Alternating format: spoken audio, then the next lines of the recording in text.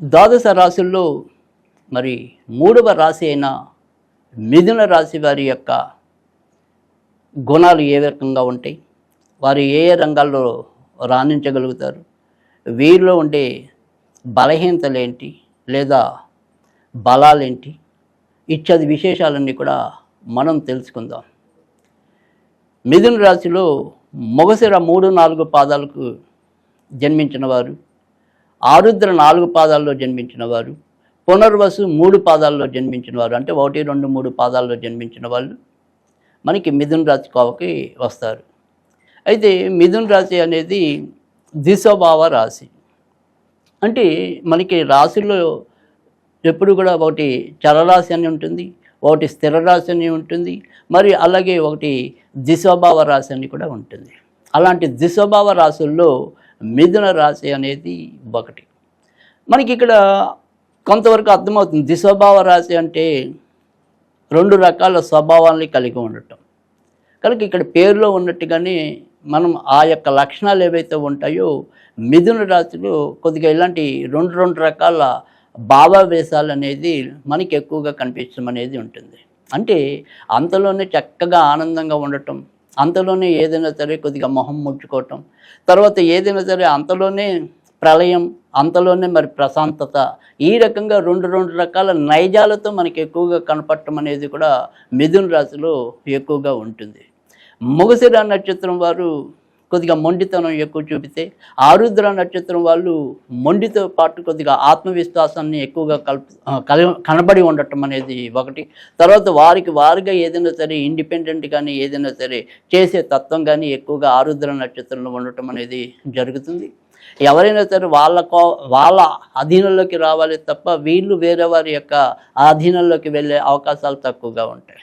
ఇక పునర్వసు నక్షత్రం వారైతే కనుక అందరితో కూడా కొద్దిగా కలివిడిగా ఎక్కువగా ఉండటం అనేది, బాల్యంలో కొద్దిగా ఇబ్బందులు ఎక్కువగా పడుతూ ఉండి మధ్య వయసు వచ్చే సమయానికి కానీ సరైన జీవిత విధానం లేకపోవటం కానీ అవకాశాలు ఎక్కువగా పునర్వసు నక్షత్రంలో ఎక్కువగా కనిపిస్తాయి.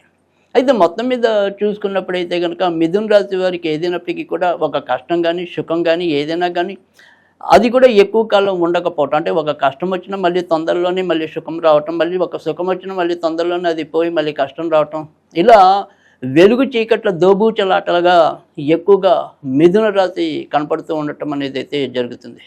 ఎందుకంటే వీళ్ళు ఎప్పుడు కూడా సాధారణంగా వచ్చింది దాచుకోవాలని కానీ రేపేంటి అనేది కానీ ఎక్కువగా ఆలోచించే నైజం అనేది తక్కువగా ఉంటుంది.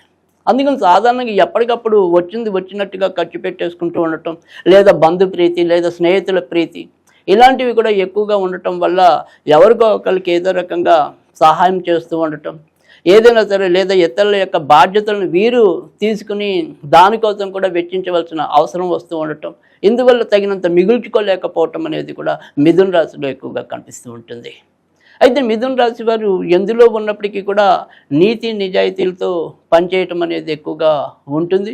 సాధారణంగా వీళ్ళలో ఉండే బలహీనత ఏంటి అంటే కనుక ఒకే ఒక విషయం మీద కనుక వీళ్ళు సరైన నియంత్రణ కలిగి ఉంటే, దాని మీద ఫోకస్ పెట్టేటైతే ఖచ్చితంగా మంచి విజయం పొందే అవకాశం ఉంటుంది. కానీ మనం మొదట చెప్పుకున్నట్టు ద్విస్వభావ రాశి అవ్వటం వల్ల కాసేపు నేను ఇంజనీరింగ్ చదువుతా అంటారు, కాసేపు నేను డాక్టర్ చదువుతా అంటారు, కాసేపు నేను సీఏ చదువుతా అంటారు, కాసేపు నేను మరొకటి చదువుతానంటారు.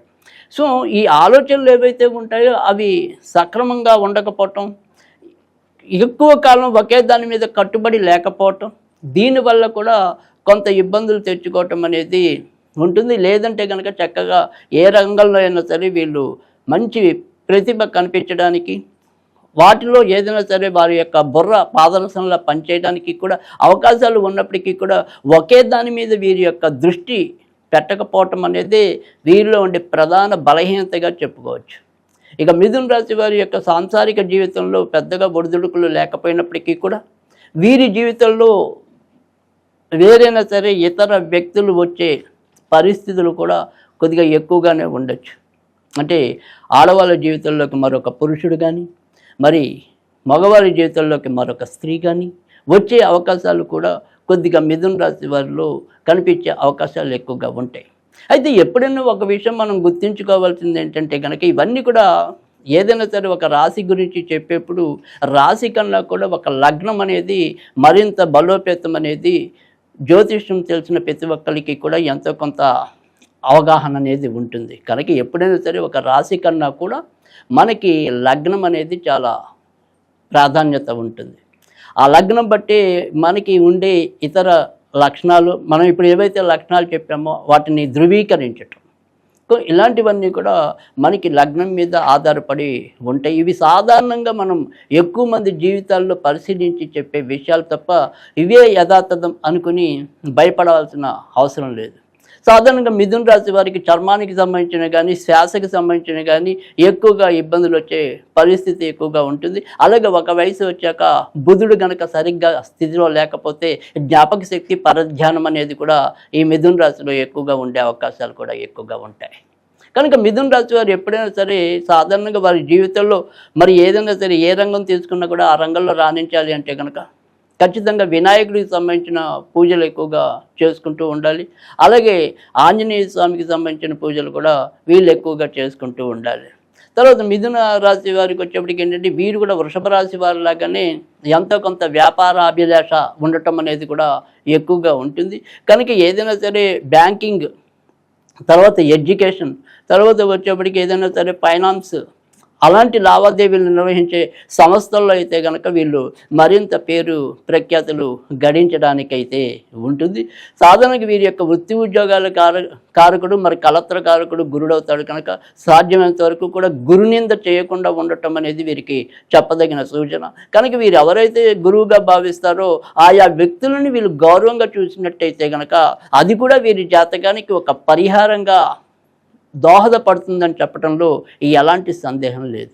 మరి మళ్ళీ మరొక రాశిలో మళ్ళీ మనం కలుసుకుందాం. అంతవరకు సెలవు.